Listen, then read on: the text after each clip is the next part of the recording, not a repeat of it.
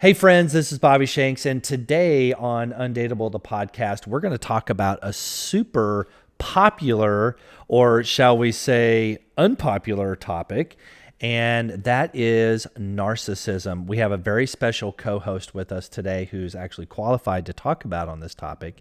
Here's the deal. Have you noticed here recently, several months, maybe a couple years, where narcissism, specifically as it relates to topics related to women communicating about men, that men are being called narcissistic or NPD, narcissistic personality disordered. I like to call it just being a narc. Stay tuned. This episode is going to rock your world. It's full of great information, great examples, not just the black and white, boring, clinician type stuff, but actual examples of how to identify if you are in a relationship with a narcissist. Stay tuned.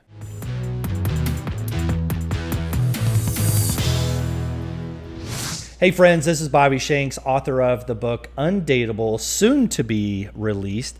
And this is episode 12 of Undateable, the podcast. And I have with me my super trustworthy, forever loyal, the master of disaster, the Jedi in the Skywalker in brown. How's it going, everyone? And I have a very, very special to me co-host this evening. Introduce yourself and tell us a little bit about yourself. I am MaryAnne Fowler, and I am a licensed professional counselor, a life coach, an energy worker, and an all-around fantastic person. And she is. She's absolutely the best. So let's roll right into this because I know people love this part of the show. Ian, take us away with something new, super hot, super fresh, always exciting, requested or rejected. Oh, boy. So let's talk about dating and or marriage counseling. Requested or rejected. I think this fits right within. So good. Unfair. I feel like this fits right within our guest's wheelhouse. Yes, MaryAnne. Let's talk about marriage counseling. Marriage counseling? Obviously, yay. Singles counseling even, whatever. So requested or rejected. I mean, I feel like I got to give you the stage. Oh, totally requested. Yeah. I think that counseling is really something that works for everybody. I think it's very hard for us to be objective about ourselves, our problems, our issues. And I think that it's just great to be able to talk to somebody who doesn't have any skin in the game and can be objective and help you see things in a different way. Yeah.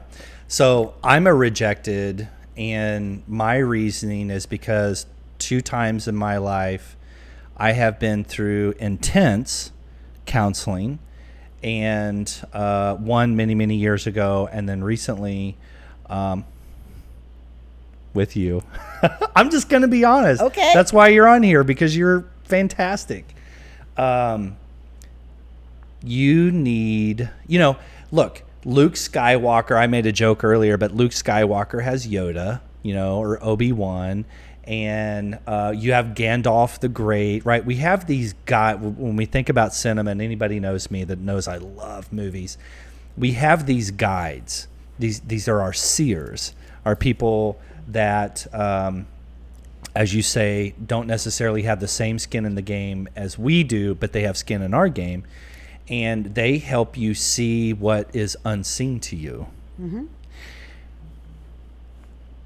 If you haven't had one, you should do it. And it's actually a big part of my book, so I'm a huge requested. Whatever the amount of time, whatever the amount of expense, both are irrelevant. You have to do it. Awesome. I like your attitude. Fair enough. I mean, so... Oh, that goes for... Oh. Can I? I'm going to. Yeah, go for it. This also goes for people who are newly engaged, pre-marriage counseling. Yes. Yes. He proposed to his girlfriend last weekend, and it was a huge success. Congrats. Thank you. Awesome. Yeah, we actually contacted someone to marry us, and guess what? We're going to have some counseling to go to before that happens. So That's good. That's good. that should be That's good. interesting. Very good. Honestly, so me a year ago would have been a rejected. Honestly, because sometimes I don't want that outside perspective, because I don't feel like that outside perspective gets the whole story. The me of now is 100% okay with it. But I do see the other side, because I was there at one point where I thought, this person who has never met me longer than however long we've been together, or we've been chatting, is now giving me advice on something that is a big part of my life. But at the same time, do you really know? Like, do you really know the whole history? So, yes, I used to be a rejected, and I would say I'm a requested now. So can I tweak something Yes. real quick that you said? A lot of times people think that counselors, quote, give advice. No, we don't. The good counselor, the well-trained counselor, is going to ask the right questions and provide the right feedback that you come to your own awareness. Because if it's not your awareness, if it's not your aha moment, it doesn't mean anything to you. I can sit here all day and say, you should this and you should that. That's not what a good therapist is going to do.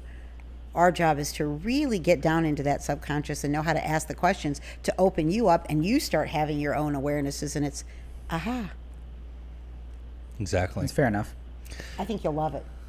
I do. Keep us posted, man. Yeah. And if you don't, give me a call. No.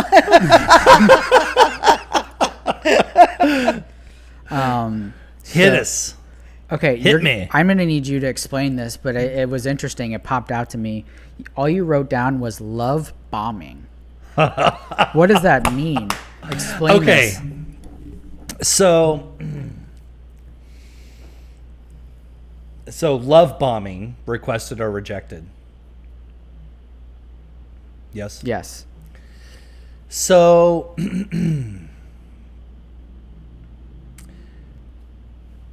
one of the reasons, the reason you're here this evening is because I want to talk about narcissism. It's a hot topic. Very. And it's not as hot a topic to the general public as it is to me, because I have very strong opinions about where masculinity versus femininity is in society today, and how femininity has taken over and the feminine has taken over the masculine, and blah, blah, blah. Love bombing, as it specifically relates to narcissism, is so out of the 9 traits of, and I'm going too far here, Ian, just to be honest, Yeah. but the 9 traits of NPD, one of the first traits is that person will adapt and adopt and completely overwhelm you with how wonderful they are, and so step 1 is called love bombing. And I could be wrong. I'm like, I don't have, like, I'm a real estate agent. Come on, all right? I'm not qualified to say jack shit here. But love bombing is where someone, I guess mostly male, but it doesn't have to be gender specific, will just shower you. Like, I don't know, the first week, 3-4 weeks, I don't know. They just shower you with overwhelming attention and affection, and that's love bombing. Requested or rejected? Me first? You're the expert. I'm not the expert. I'll go separate from narcissism and just say in general, never mind bringing in narcissism. let's crease the paper and rip it in half. Okay. Right? Still paper, but we're just going to rip it in half. I think I'm going to say rejected. As you describe it, it's they're going overboard. It's this constant just saturation with, I've got this vision of flowers arriving every day and Hallmark cards and, text messages. That's exactly what I'm talking about. Yeah. And overboard. I think you're the one I'm going to marry. And, rejected. Yeah. Okay. So, agreed. Okay. As a man, I've only ever been love bombed once. Okay. And it was, at first, it was, honestly, it was confusing because I didn't understand it. It's never happened to me before. But as I adapted to it, I liked it.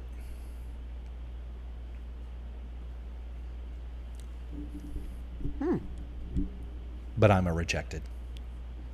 Interesting. Hard. We going to get an explanation for why you're rejected? Who's asking the questions here? Sorry. Couldn't Because, actually, that is a great question, and it's the right question to ask. I'm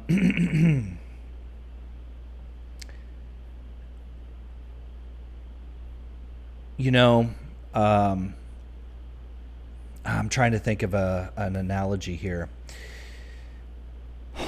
Imagine this is really lame. Imagine a Kentucky Derby racehorse. If you shoot that horse full of steroids, right, performance-enhancing drugs, 48 hours before the race, of course it's going to win. And then after the race, that fucker's going to die. Its heart's going to explode right in its chest cavity. So that's not good. Not a good thing. But if you take a normal Kentucky Derby horse who's very fit and very healthy and has been through the right training, has had the right mentorship, that horse can run that race very successfully and then go on to have a very successful life after that race or continued racing. And a person who love bombs or a person who accepts that love bombing is basically going to be the equivalent of parking a car on railroad tracks and staring at the headlights of a 100,000-ton train coming straight at it. Good answer. So I'm a rejected. Interesting. So I think this kind of plays into our narcissism topic that we're going to talk about here in a few minutes. Wait a minute. Are you a requested or a rejected? I think the answers are obvious here on this one. Well, it's a rejected, but I think back to someone, if someone's doing that, it's generally someone who's not right with themselves, they're outpouring because they're actually screaming out that they need that. Those people are the ones that need that more. This guy's 20. Are you 26? Yeah. I was an idiot when I was 26. Good insight. Good awareness. So I wish I could be him and start over. Sorry, Ian. Please continue. I rudely interrupted. This is something that, at least I've never done, but I know of people when I was younger who did this, and I think it has some sort of a slight narcissistic tendency, which we're going to get into the definition of it and actually truly define it later. We have an expert here who's going to actually take us and because I think we were talking about this earlier. There's a lot of people that might say someone's a narcissist, but are they really it? So we're going to actually dive into that here in just a few minutes. But purposely not calling someone back to look cool or to keep someone waiting, or to kind of prolong, or to increase the other person's interest in some way, or you know what I mean? Yeah. Does that make sense? Mm-hmm. Requested or rejected. Anything that is game playing, anything that is game playing and lacks somebody being their authentic self is absolutely rejected by me. If you have to play games, you're just, it's not healthy. It's starting off a relationship in a way that is not genuine, and it's not true. And I believe that how you start sets the tone, sets the pace, sets the environment. Get out of my head. Get out of my head. So Okay. listen to this. I had this track coach when I was in high school. His name was Pat Swift. That's a great Good name for name a for a track track coach. coach. He was. And he had huge calves. Like, I'm not kidding you. His calves were like this big. He was a track coach. He was the 8th grade Spanish teacher. Awesome guy. He would say, and I'm so jacked right now because this is in my book. I actually quoted him. He would say, "How you begin the race is how you finish the race." That's it. Specifically, as it related to a relay, he was talking about a relay team, and I'm the type of person, I'm the type of guy that if I go on a date with you, and we're saying, have a nice evening, we're concluding. And if I say to you, hey, text me when you get home so I know you made it home safe, right? Which is a very nice, very gentlemanly gesture. Agreed. That I think all men should do. And I think it's even okay if women do it too, but definitely men. And if you text me and then I engage you back, I'm pumped. Like, I'm excited. I'm glad. Like, this is a repeat. This is going to go on. If I just text you back and I say, okay, glad you made it home safe, night, night, we're not going out again. Just being honest. That was a one-hit wonder right there. It's honest. Yeah, it's pretty honest. So, game playing is a no-go. Women do it too. Oh my God. Absolutely. Yeah. And some of that's because there's all these articles out there about, scroll and see 10 ways to get him to want you, or, how to make Cosmo. him miss you. Cosmo. Have you heard about Pandora's Box? Have either one of you heard about Pandora's Well, I know what Box? Pandora's Box is, but not in probably how you're going to reference it. Okay. Oh, we're about to get edumacated. No, that's a whole episode by Yeah, itself. can we? It's evil. But it's can pure we? evil. A lot of this came from the Cosmo Yes. world. The what did they call it? Like Teen Vogue or Teen? Oh my gosh. Yeah. Yeah, Teen Vogue, 17 Magazine, Vogue. Those magazines don't have the same influence anymore, but they're still Maxim. But It's there's not just women's magazine. Yeah. Maxim Magazine. Men's Health. But 10 they're- ways to get her, Yeah. Men's Health. Yep. But they're all still writing the same articles. They're just all online, and nobody buys the issue anymore. They just, get it online, or they now you search like yahoo.com or google.com or something like that. A lot of these places they compile these articles from around the world and just put it right there without you even searching it. So that is, first of all, just talking about what information is getting passed to a young person who's on the internet all day long. The first thing that it pops up is 10 ways to make him love you. It introduces a gameplay within. Yeah. Yeah. I'm a hard reject. Agreed. One more. Hit us something. Yeah. Hit us. So let's talk about introducing your new dating partner to your young children and or children earlier than normal. We have like the same faces. We're over here going, and we're breathing the same way. I know, it's like the same faces. Birds of a feather. Oh, okay.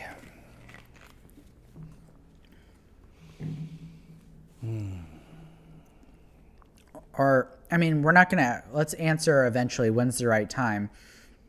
But let's say introducing them to your kids before you've hit the 3-month mark. Let's say requested or rejected for that time period, and then we'll actually go into the details of it. In 3 I'm months? so excited you're here right now. I'll bet. In 3 months? I think 90 days is the minimum.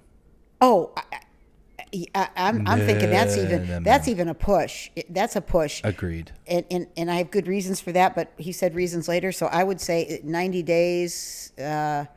I'm going to reject. I'm going to reject on that.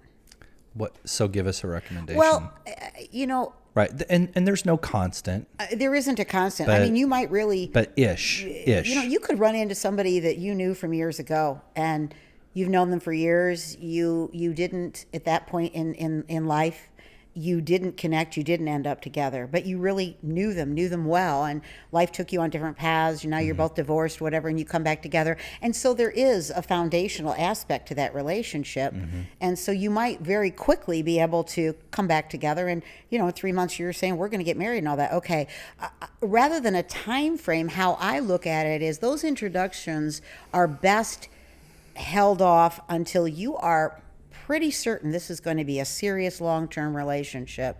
And the reason for that is because the children have to continually adapt to this new person. And depending on, is it the woman bringing the children to meet the man, or is it a man to meet the woman? If the children don't have a good relationship with mom, let's say, and he's dating this wonderful woman, they could get attached very easily. And then, they break up, and now the children will go through another traumatic loss. And vice versa. They don't have a great relationship with dad. Dad's nowhere in their life, and she's dating a great guy, and they love him, and before you know it, they break up. And so it can be very, very difficult for children to go through those kind of losses. I'm just going to say, like, you talked, I don't know how many examples you just went through, but I'm pretty sure you could keep going for like another 15 minutes. Probably. And people... they're so blinded. I've done it. I've been blinded. Total honesty. I've been blinded. And I have exposed my kids maybe just a little too early. I'm not in a relationship right now, so obviously it didn't work out. I think I agree with you, 90 days is a push, and that's if there's just maybe even former, like I don't know, whatever, former acquaintance with or without the kids.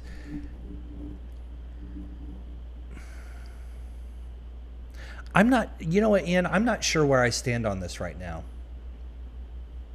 I'm definitely not shoot from the hip, but I'm definitely past 3 months. Like, I'm probably 5 to 6, and I'm not even in that circumstance right now. So what? Let me ask, if let's say you just got off work, you got home, and you said, "Hey, Chelsea, meet me at my house, and then we're gonna go down to wherever and have a bite to eat," and you let her in the house, and then your kid comes home unexpectedly and walks in the door and is like, "Oh, hi." And I'm sure this is a situation a lot of people run into.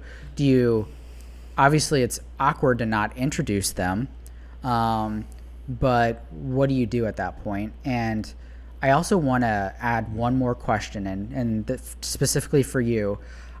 What does, when a kid goes through a traumatic experience like that, repeatedly or just one time, what does that develop into in time?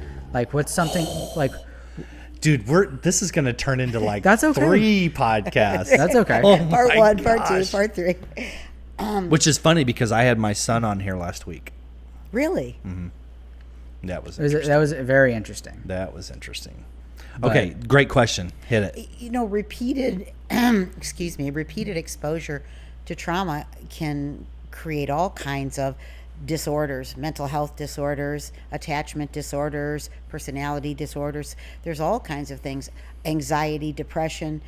Children, obviously at a young age, the brain isn't fully developed. They don't have the ability, the mechanisms to cope with these kinds of things.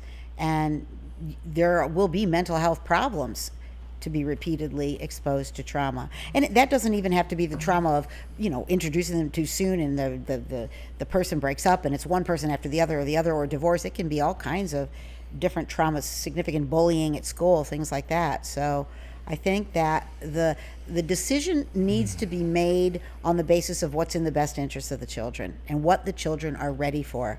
If you had a very amicable divorce and mom and dad are both still co-parenting in a very healthy way, so there's mom and dad both in the picture, that child's going to adjust pretty well in the divorce. But if you've got any kind of ugly, traumatic divorce and mom and dad cannot co-parent at all, that's going to be more problematic to start to bring somebody new into the picture and risk that you're going to break up with them and then the kids have bonded with them and lose them. Just saying. Agreed. Okay. And then let's answer the other one. You're in a situation where you're there at home with, you know the situation. I already described it. I think that can happen, absolutely. And I think the best way to handle it is, if your son's name is, let's say, Joey. Hey, Joey, this is my friend Sally. And make it very, very calm, cool, easy breezy, hi, and hurry the heck on out or whatever. And don't go into a lot of details. Just, this is my friend. Yeah. Kind of thing. Very casual, very easy. Agreed. Yeah.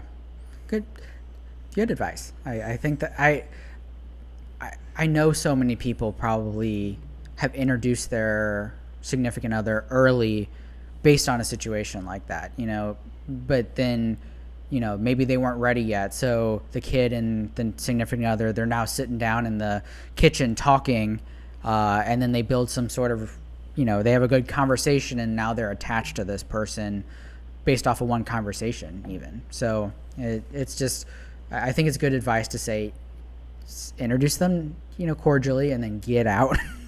I think that's the best way to handle it. Move along. Yeah. So let's move into like what we're actually here to talk about. And I really do want you, if you could, kind of give us a little bit of your backgrounds and like kind of give us a little bit of more of in depth of who you are, so that when people listen to this, they know where it's coming from. Okay. I am a licensed professional counselor, life coach, energy worker. I have my own practice. I started my practice 11 years ago in June. In just a few days, it'll be my 11-year anniversary of starting, and I worked for an agency for 3 years prior to that. It was a later in life decision to get into counseling because years ago, I had gone to counseling. I had a fair amount of trauma at a young age, and I knew I was off. I knew I had issues and brought myself to counseling, and it really changed my life. It really changed my life. And I went back to business as usual. I was in a corporate career and really didn't give it a second thought. And then as time went on, it just kept coming back to me how this process had been so monumental in helping me to flourish as an individual and as a human being. And I thought, whoa, that would really be something to do. So I kind of just walked away from the corporate scene.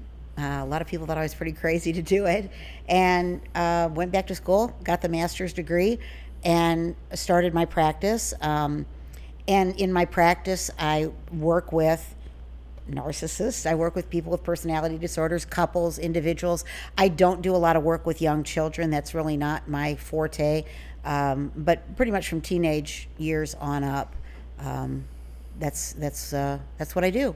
And I absolutely have a passion for what I do. I love what I do. I'm really blessed to be able to do something I love. And I can vouch for that. Very much so. Awesome. So let's. Sorry, Here we go. I'm getting all the asterisks and the details out of the way first, so that we can have fun with the rest of it. Let's define what narcissism is, and let's hear it from a professional source. Can I? May I? I'm just going to back up a little bit. Sure. Because I want to give our audience a reason why we're doing this. So, I'm single, and I belong to several groups that are single people, men and women, and some of those groups are funny. Some of them are super serious. But there's one group that I belong to in particular. But what I'm about to say about this group and others that are very similar to it is there is a trend. And I'm neither happy or unhappy about this trend. It's just a trend. I can look at the data and, let it stand by itself. But when I look at something that's a trend, it makes me want to ask myself, why is this a trend? What's the data? Who's doing the analysis? Who's doing the speaking? Are they qualified to have these opinions and this output? And that opinion that I'm seeing a lot of time is women, right? So I'm a guy. I'm paying attention to what women are saying, right? Because I'm a single guy. I want to educate myself, and I want to be up to speed. I want to be sensitive to, perhaps. And what I'm seeing is women who have very real trauma. It's legit. Sure. And whether I think it's legit or not is irrelevant. If they think it's legit, so much to the point to where they're writing 2,000 word, right, posts on social media, and the topic or the theme is they have experienced their trauma because of a man who they are calling a narcissist. And I will admit, at my age, while I've heard that term many times, hundreds of times, even when I was younger, I've heard it, in the media or whatever, I can't say that I really knew what the term meant. So, you go to WebMD, you go to Google, right? I know, laugh, all whatever. those fun places. I did find some useful people on YouTube. A woman named Dr. Ramani, as an example. And I learned what narcissism is. And I also learned what the difference between narcissism and NPD, which is narcissistic personality disorder, because they are not the same thing. I wish they were titled differently. Yeah. So what I found after I did some homework, and I'm really beating this to death. I'm sorry, I'll speed up here because you're really you're the star of the show here tonight, because I don't know shit about this. What I have found is a lot of these wonderful women who have experienced legit trauma are incorrectly labeling. And the purpose of what I want to do tonight is not to wag my finger at them. Not at all. I'm not that guy.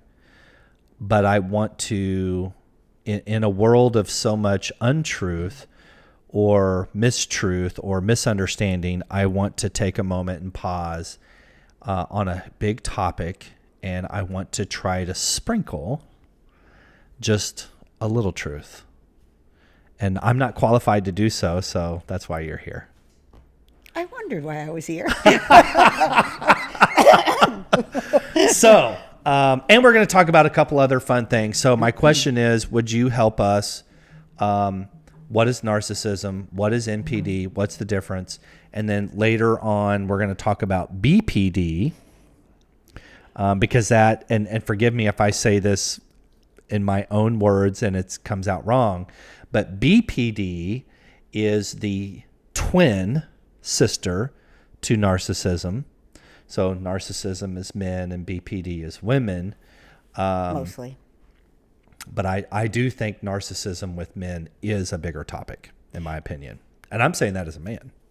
I would probably agree because we're hearing a lot of that terminology. Yeah. You know, you don't hear borderline thrown around as much as you hear, oh, he's a narcissist, oh, he's Yeah. a narcissist kind of thing. Well, men are kind of Neanderthal. We just don't even pay attention to all the technical terms. We don't pay attention to what we're being called. You can walk up to 9 out of 10 women of pretty much any age that's single and say narcissism, and they'll give you at least a 70% accurate, right? You walk up to BPD to a man and he'll be like, "What is that, an engine part?" Or Can I put it on my does truck? that have anything to do with ED? Because I'm good. I'm good. Whatever that All right, then. Meanwhile, back to a serious topic. whatever that is, can I put it on my truck or no? Right. Can I put it on my truck, or is it a little blue pill I take? I don't know. So narcissism, just take it away. Just give us the, don't talk to me. Talk to what men and women, especially women, what they need to know. I think it's important to differentiate between a full-blown diagnosis, narcissistic personality disorder, NPD as you referred to it, versus narcissistic tendencies or narcissism. You could really say that to some extent we can all exhibit narcissistic tendencies. Okay, tendencies. There may be times when, one of the things with narcissistic personality disorder, which I'll probably just refer to as NPD, is difficulty, and I'll go through several of the things so that people really understand what it is. But I'm going to pull one out as an example. There's a difficulty with empathy. A narcissistic personality disorder, I mean full-blown, they're diagnosed, is going to be a person who really struggles to be empathetic. They don't know how to get in somebody else's shoes. Okay. 70% of our audience is women, 30% is men. Okay. So just please take a moment and describe what empathy is. Empathy is, it's not sympathy. Sympathy is I feel badly for you. Empathy is I have the ability to get in your shoes and feel what you feel, to really understand those feelings, to be able to validate those feelings, to be able to sit with you in those feelings. And you have that sense that someone is there understanding your feelings and not necessarily trying to fix it or anything, just understanding. That's what to empathize is. And anybody that's diagnosed NPD is going to struggle. But isn't it fair to say that there are lots of people the world over that have difficulty with empathy? Does that make them NPD? No. So what I really think is important is that we begin to differentiate. I too hear this, oh, he was so selfish. All he did was think about himself. What a narcissist. Well, okay, whoa. He's not a narcissist if he has narcissistic tendencies. The full-blown diagnosis gets pretty detailed, and it could take the whole program to explain it. In a nutshell, kind of in terms that are easy for people to understand, NPD is a significant impairment in personality functioning and pathological traits. Now, to make that simple, the impairment in my personality functioning, if I'm NPD, involves my relationship with myself, my ability to understand my identity and to self-direct, and my relationship with others, the empathy and the intimacy. Okay, let's go back for a second to the part about the relationship with myself. I'm going to have an exaggerated self-appraisal if I'm NPD, and that will either be inflated or deflated. Okay, it's exaggerated. That's So it could be either. It could be either, because at the root of narcissism and NPD is insecurity. They don't really think they're great. They purport to think they're great because they're so insecure, they're trying to overcome insecurities. And then my self-direction is, I'm going to set these really huge goals because I am exceptional. Or I'm going to set the really low goals because I'm entitled. And many times the NPD has no understanding of their own motivation for that form of self-direction. Now, when it comes to the impaired personality functioning in relationships, the biggies are the empathy, which we've talked about what empathy is. These are people that just, can't begin to understand how you feel and really don't care so much, because that's about you, and we really need to be all about me if I'm an NPD. And the intimacy. Okay, hold on. I gotta weave in a little fun every once in a while. Yeah, absolutely. Do you remember that country song? Let's talk about you. Let's talk about me. Right. When we're done talking about you, or wait a minute. When we're done talking about me, can you talk about me? It was all about talking about right, you. Right. That funny guy's name. Oh, No, it's I love talking about you. However, every now and then I would like to talk about me, please. Yes, Right. yes, That's yes, basically the what it theme is. of the song. That's what it is. All right, I'm sorry. That's what it is. Continue. Yeah. Now the train So has derailed. sorry. No, you're fine. And the other part in the relationship with others is intimacy. An NPD is pretty much superficial relationships. These are not deep relationships. These are relationships that are designed to benefit me, whatever I'm needing to make myself feel better, to make myself feel exceptional. But they're not the kind of relationships that are really deep, that I care about your experiences. I care about what's happening to you. I can sit and listen to what's going on for you. No. So you have empathy and intimacy issues that are pretty extreme in NPD in their personal relationships. And then the pathological side of the NPD is predominantly grandiosity. It's all about, they exaggerate their accomplishments. They have fantasies of their greatness. They're condescending to other people. It's just, I am amazing. I'm great. I'm an exceptional. Nobody else is like me. I'm kind of in a category by myself. I'm God, along those lines. And the second pathological would be seeking attention. These are the people that always have to be the center of attention. Okay.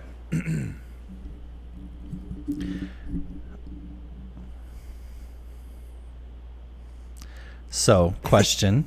Yes. Like, I'm really turning and facing you. You're now. serious now. Okay.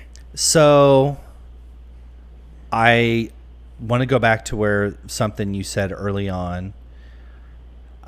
You said, like, it's a spectrum, and I don't know how to say this. So if you can kind of steer me a little bit, but let's say the spectrum is 1 through 10.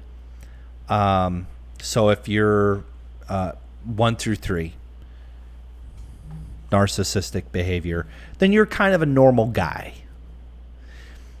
And if you're a 4, well, okay, maybe you're maybe you're an overachiever. Okay. Overachiever. But once you get to 5, and definitely when you get to 6 through 10, you're like an NPD.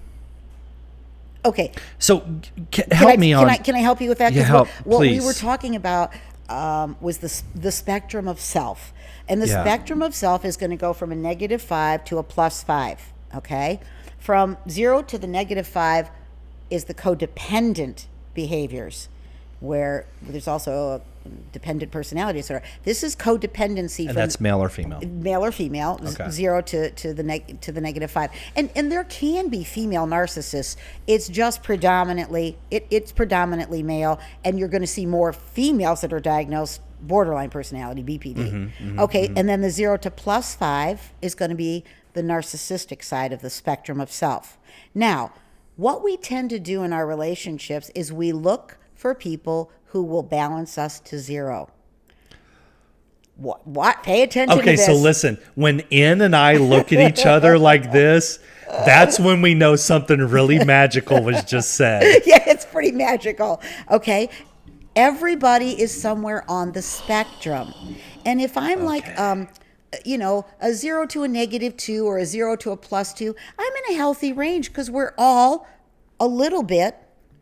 I would tell you I'm more to the codependent side. I'm going to probably come in around, -1.5.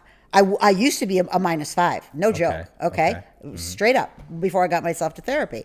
I always say if you look up the word codependent in the dictionary, my picture's probably still there.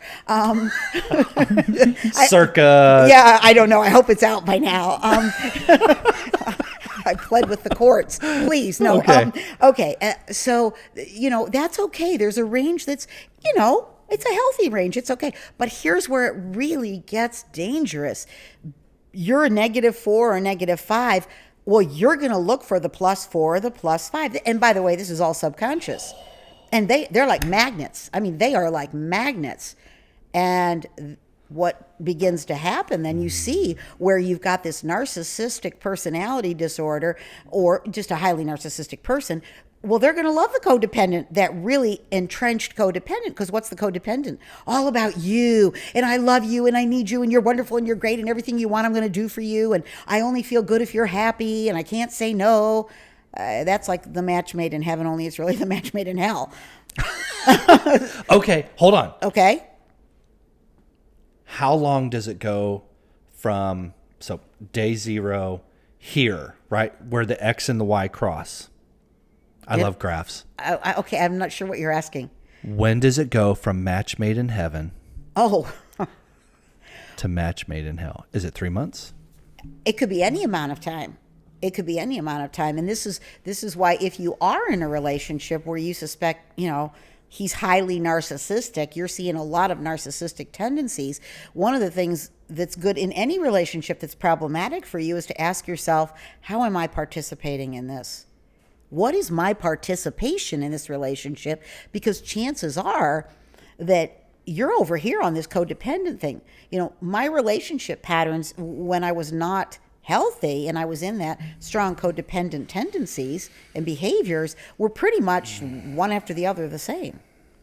And so you've got to really look at what is my participation. Now, what gets interesting is if you are in the relationship and you're on the codependent side and you're with this highly narcissistic person, but you decide, and the codependent is the one who's going to show up for therapy more often than not.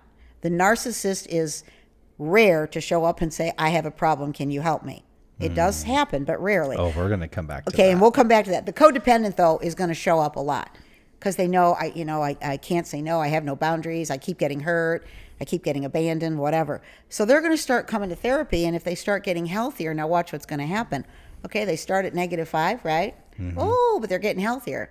And they're maybe a -4. Okay, well, what do you think the +5 person's going to be doing on the other side? They're going to start to feel that shift going on. Whoa, what's going on here? What's going on?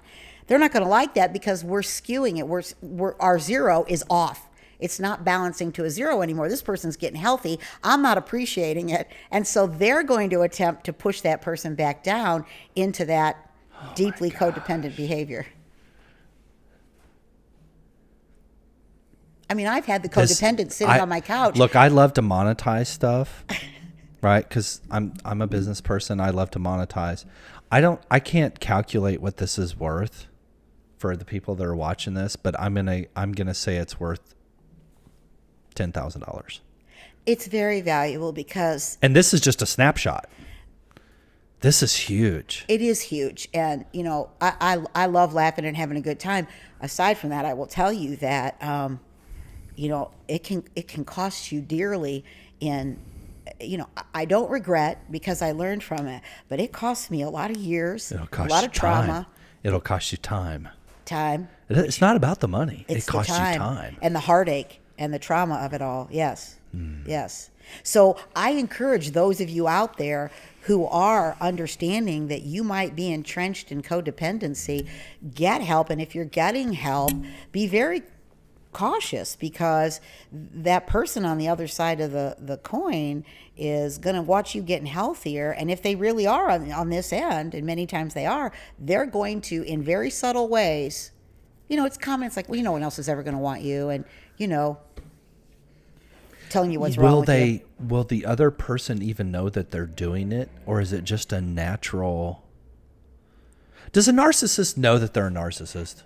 Yes and no. Some get to the point where they begin to, but many don't. Many don't, because it's such a convincing of, I'm exceptional, I'm wonderful, I'm not like everybody else, people don't understand me, and but if they do, there is help. I've heard people say, oh, they can't change. That is not true. Not one human being on this planet is incapable of change of some form. Mm-hmm. Some can change a lot more than others. Because the reasons for, we don't know for sure what causes narcissistic personality disorder. Obviously it's environment, it's genetics, and it's neurobiology. Environment meaning growing up, here's what happened. There was a mismatch between parent and child with either excessive admiration from a parent. Oh, you're wonderful, you're amazing, you're awesome, you're better than the whole wide world. That excessive admiration is not good, not healthy. Or there was excessive criticism. That can be an environmental link to NPD. Genetically, it's an inherited characteristics. Neurobiology, it's a break in the connection between the brain and the behaviors and the thoughts. Mm-hmm. Can you improve some of those things? Absolutely you can. Absolutely. I've worked with narcissists who were willing to admit that their behaviors were not healthy and they wanted help to change. Mm-hmm. Some were very successful. All right, so I have a question for you. And so can someone develop a narcissistic tendency or a codependency like after they've started the relationship because they become codependent on someone, or that someone doesn't fulfill them, so then their narcissism starts coming out?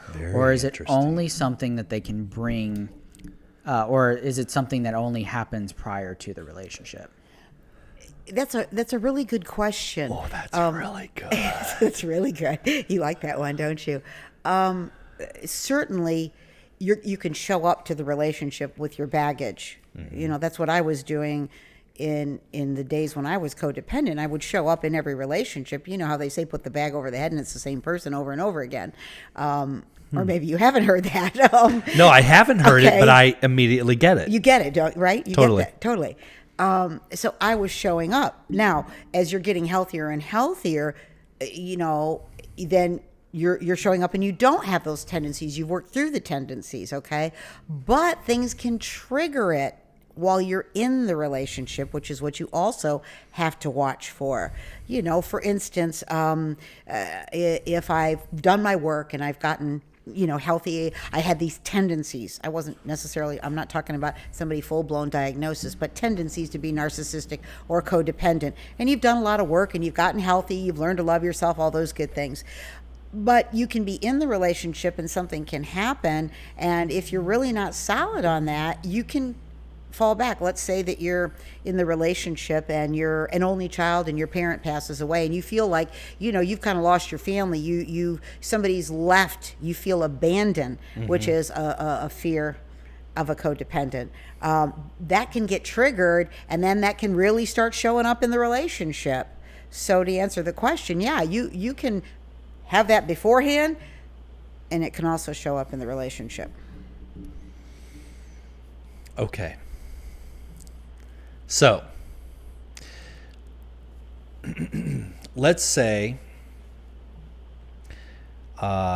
listen, I normally don't make things gender specific, but because this is somewhat gender specific, right? Men tend to lean more towards narcissism and then women something else. Mostly talking about narcissism today, so we're going to stay on that. if I am just a normal, everyday, well-adjusted woman, single, an adult single woman, could be 30s, could be 60s, anything in between. And I've worked through all my past, and I've had someone, I've been fortunate enough to have someone like you to go, right, to be my seer and to go through my traumas or whatever. And now I'm ready to go out and date, and I'm adjusted, I'm in a good place, I'm happy, blah, blah, blah. I think people know what I'm saying. And enters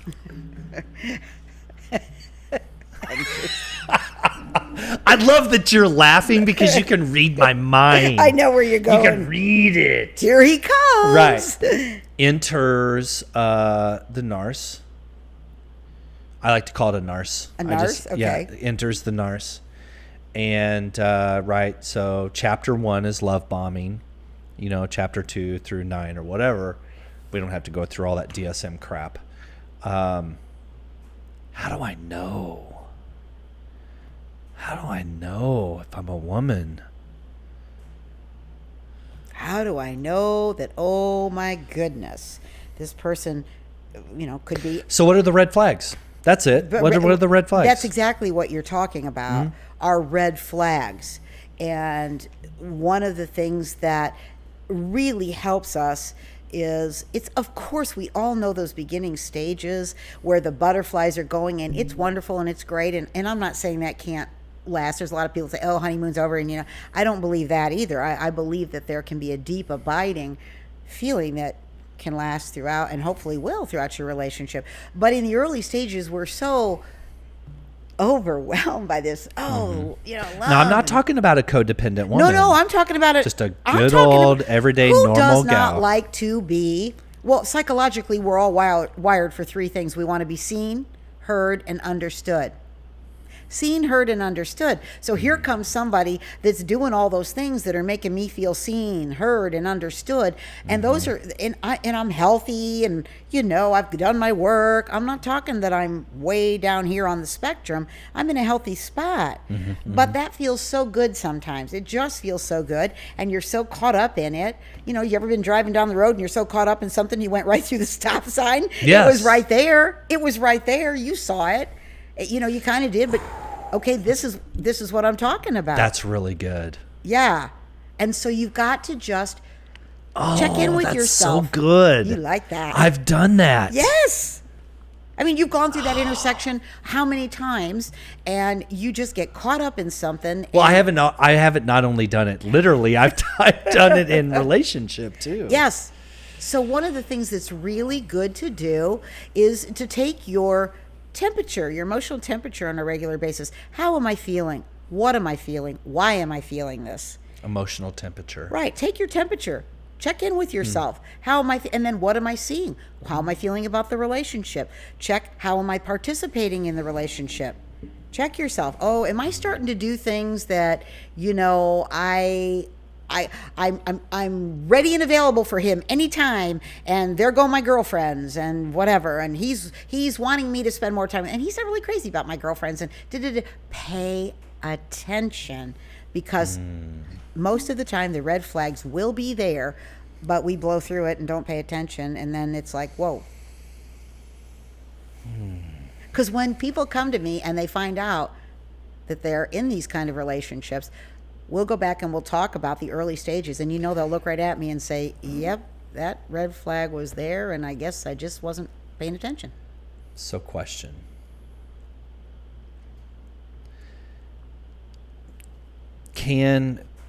Look, I'm not talking about your normal everyday. Look, I'm just going to be, okay. Look, I'm going to be a dude. Okay. I say that on my show here. Sometimes I'm just going to be a dude. Be who you are. I'm not talking about your normal everyday asshole guy, right? The guy who's just trying to get laid, or the guy that just wants to, use you for fun for a few weeks or whatever. I'm not talking about that guy. That guy's not a narcissist. He's just a dick.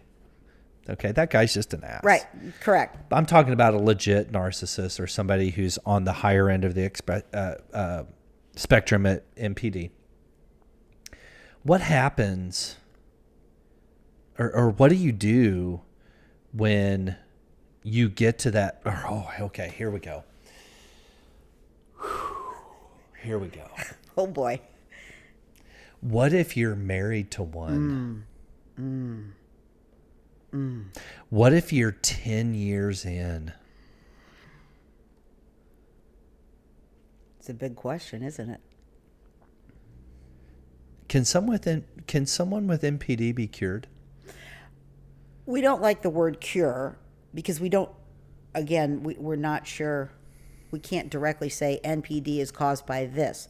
Going back to environmental things, genetics, obviously you can't change genetics, but you can change neurobiology. You can, because we're not hardwired. Neuroplasticity says that our neural paths can be changed. So you can do cognitive behavioral kinds of therapy and whatnot. They can certainly improve as far as learning to balance their emotions. They can learn how to become more empathetic. There are definitely therapies and strategies to help them if they want to be helped. I have worked with narcissists and NPD, and in fact I had a married couple that came to me, and he had an affair and had a couple kids, and he... Wait a minute. He had a couple kids with his No, mistress? they were married. They had a few Okay. children, sorry. And Okay. he had an affair, and it was ongoing, and the wife found out, and he wanted to save his family. He truly did. He wanted his family. He knew he was off, and he showed up. He originally showed up because it was like, I got to save this marriage. He didn't want to lose his wife, but I asked him, are you willing to really take a good look at yourself, or are you just doing this because you don't want to lose her? In fairness to her, what are we doing here? And he said, I've got issues, and he told me, I'm gonna try and fool you, but I need somebody that will cut through the BS and isn't afraid to take me on and tell me what I might not want to hear. And we worked very hard together. There were some fighting matches going on. But in the end, he worked through, used the tools, made significant improvements because he was willing to.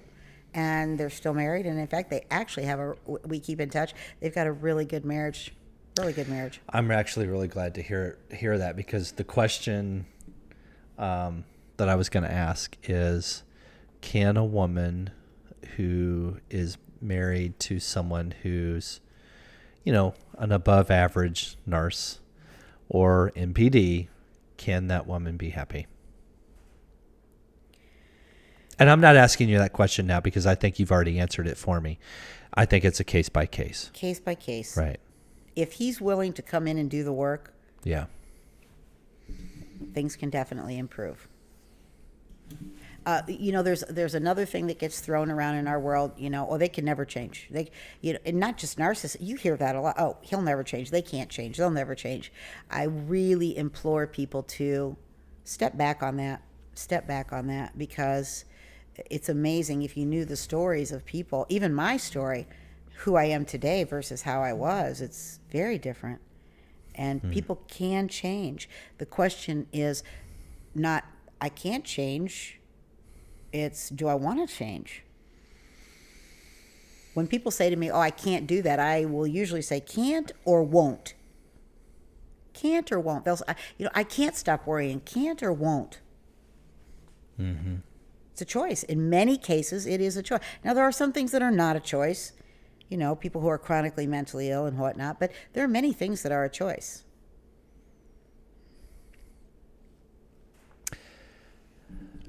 I want to shift gears. Okay. Where are we going?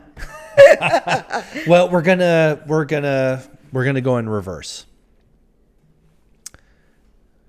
Genderly speaking. So, BPD. Borderline personality disorder. Right. So it is the twin sister to NPD. I mean, as I call it. If I'm wrong, tell me. And so as NPD affects men predominantly, BPD seems to affect women predominantly. In my opinion, and I am speaking as a man, it would seem that there's a lot more focus and attention, maybe it's because of the media, focused on men and NPD than there is on women and BPD.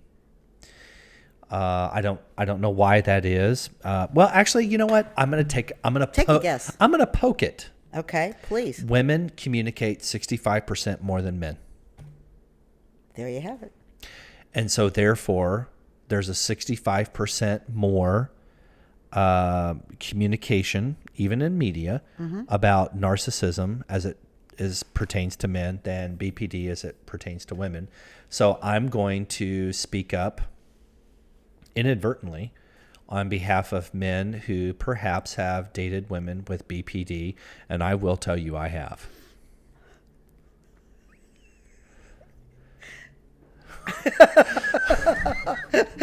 I'm sorry, was I allowed to do that? Yeah.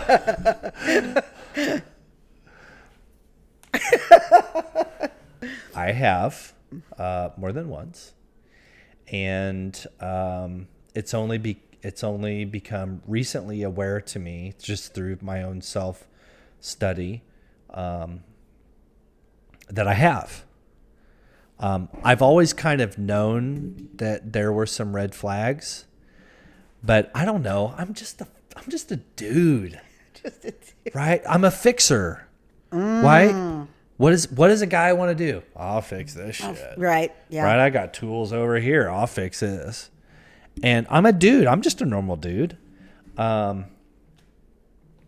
Just because I've done a couple little neat things doesn't mean I'm just not really basically normal.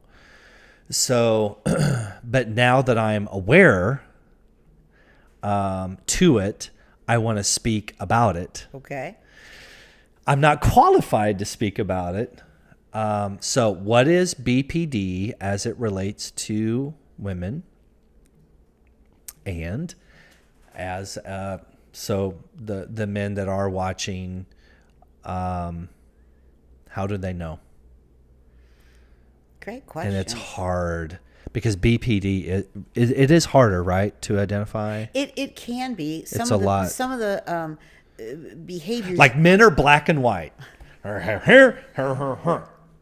maybe Do you think all men are black and white? No, I'm being silly. Okay. But men are black and white. So here's this dude, right? Here's me. Here's the other side. Maybe there's 5 shades. And pun absolutely intended. Women, it's like 50 shades of gray. Oh, gosh. You had to get that in. I couldn't help myself. But it's true.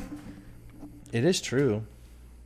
So, in my opinion. Let me ask a question. And see, I have to always say "in my opinion" when I'm with you because I know that my opinion is not qualified. Your opinion matters. Your opinion matters. I do want to ask a question. Bobby opinions matter. #. Yeah, Bobby's opinions matter. Let's all make sure. Wait a minute. That That's BOM. That's like Bobby's opinions matter. Bomb. I set myself up for that. It should be Bobby's opinions matter only to Bobby, but then we skip that and just BOMB. So Bobby's opinions matter to Bobby. Please. And then, so BOMB, #bomb. It sounds like you're labeling me, Ian.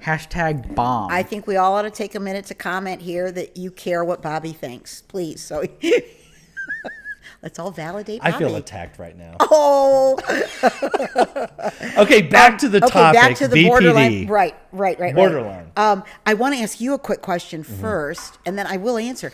But what's interesting is you said that you came to realize that you were dating somebody. What did you recognize and what did you see that alerted you to BPD? Okay.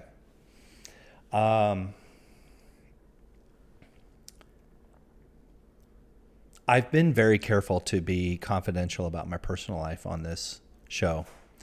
It's getting harder. Ian knows it's getting harder.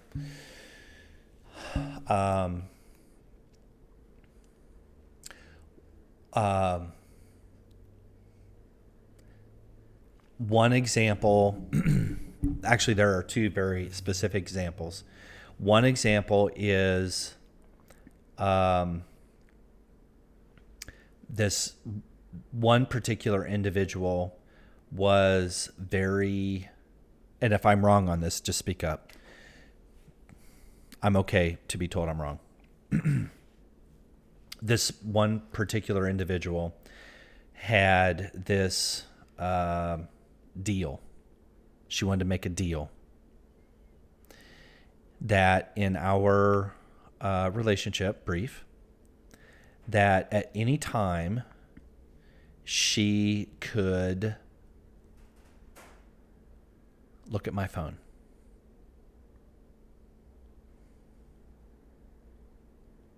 Okay. Any part of my phone, complete unfettered access. Wow. And I'm like, oh, well, okay.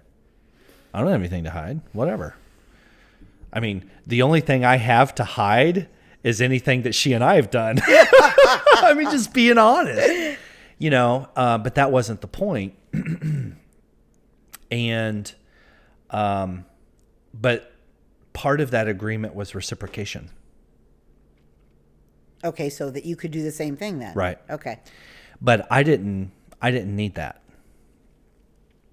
It wasn't, I trusted her. Yeah. Like, okay, you know, but right past trauma, but I didn't need it. And she never, I don't know. It was a handful of times that she would want access to my phone. And it was always spur of the moment. But I never rejected the request. Never once. And the last time it happened, I asked for her phone. And that did not go well.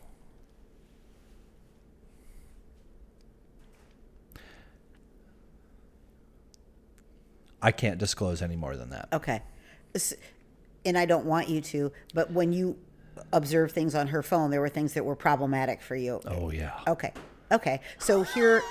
Oh, yeah. Okay. And I just can't go any further. No, and I don't want you to. I wanted to make sure I was understanding. She would ask to see your phone. You would freely let her do that. She Multiple could go times. And never did she find anything that was problematic. It was, Nope. you know, free. It's all good. Never. But on the one occasion when you asked her, And she was ghost white in the face. probably, yeah.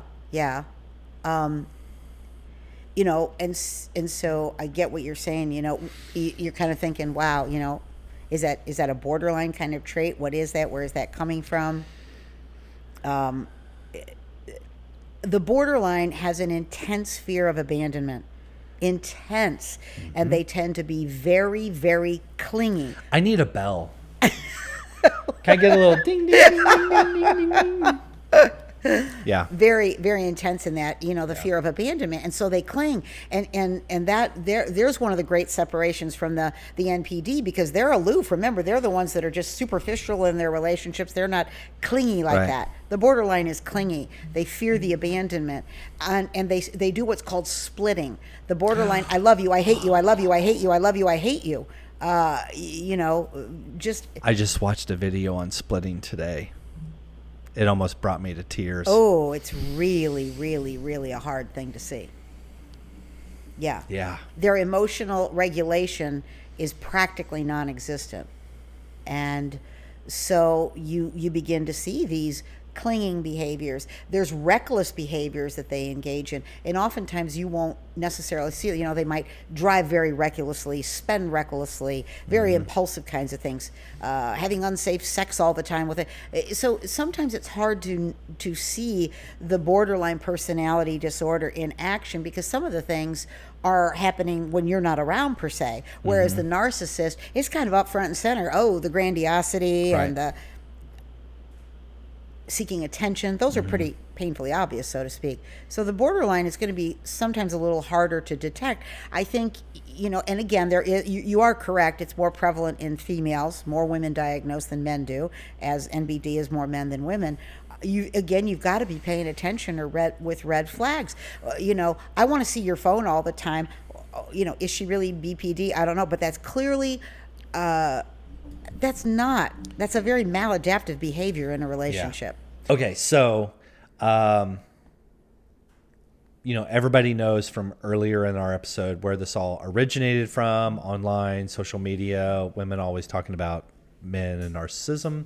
BPD is a lesser known topic. So let me say this. I'm going to admit this as a man, and I do this from time to time on here, not to be like totally vulnerable or whatever, but I hear so much about this narcissism thing. So I started asking myself, well, okay, where am I at on this spectrum of narcissism?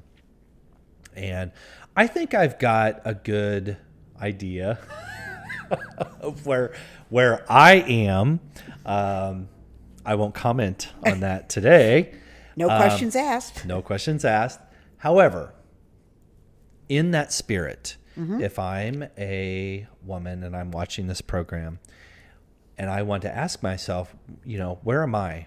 Where do I fall on the BPD scale, the spectrum or whatever? Or if I want to do just a little self-identification, then how do I know? Give us some ideas. Point us. Send you off in the right direction. Send us off in the right direction. I think the first really important thing I would say about all of us is self-awareness. All of us. And we have become a society that is moving so rapidly that we don't take time to be still. And it is in times of stillness, whether I'm doing some yoga, meditating, prayer, whatever people like, or just in nature, that we get in touch with ourselves. We get in touch with the spirit. We're mind, body, spirit. And we really get in touch and we kind of strip away things. And we can really start asking ourselves, again, that emotional temperature. How am I feeling? Why am I feeling this way? What did I like that I did today? What do I feel good about? What felt off for me today? So often we really do have the ability, when we slow down and when we do some self-awareness work, to kind of see our own red flags. And especially if I have a history of unsuccessful relationships, broken, got a lot of broken relationships, and there are common themes in those relationships. We like to say he, or she, but as we've all heard it said, who's the common denominator in all of those relationships? I am. So again, Right. What is my participation? Am I this person that I don't What like is him my going out with his participation? friends at all? I can't be away from him. I don't like when he's out with his friends. Am I jealous of his other relationships? I have a very good friend who had a significant other who was threatened by his grown children and really tried to impede, if not destroy, the relationships with the children. Now, that right away is just, if you're doing these kinds of things, you got to be asking yourself. And so how I would walk everybody through this is really be honest with yourself, self-checking, self-awareness.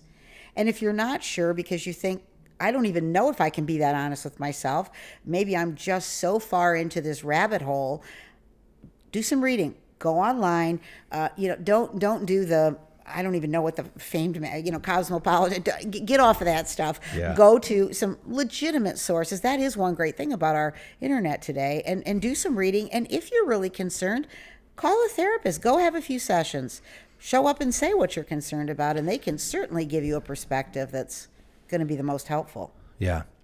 So I hadn't planned on this, but I'm going to do just a quick side. I have 3 times in my adult life done very, very significant and help me with my words here, but I've done very significant internal work,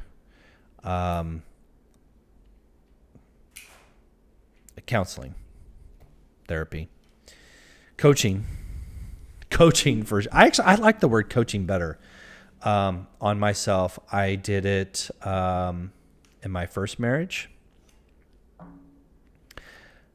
Actually, I did it in my first marriage as a married couple. Then I did it many years later in my first marriage as an individual. And then I did it with you. The coaching as far as a single person, not only as a business professional, looking to achieve some different things. And we all know, look, let's be real here. We all know that if we're going to achieve very professional goals, it does start with the personal, right? Yes. You have to get centered there Yes. and be real with yourself. And that's why I came to you. And I can say that doing that self-work, there's never an end to it. There's actually never an end to it. But if you haven't done it with someone else outside of your self-help books and your right YouTube, you need to. I would agree. It's time. Yeah. If you're watching this and you're feeling it right here, like almost like you're taking your breath away, it's time. And don't be put off by, there's such a stigma still in our society. You mentioned coaching. Counseling oftentimes is what we're going to do in a counseling. What's the difference, counseling, coaching? Counseling, we're looking more to past things that you've not healed through. Coaching is more, I'm in a pretty good place and now I want to go forward.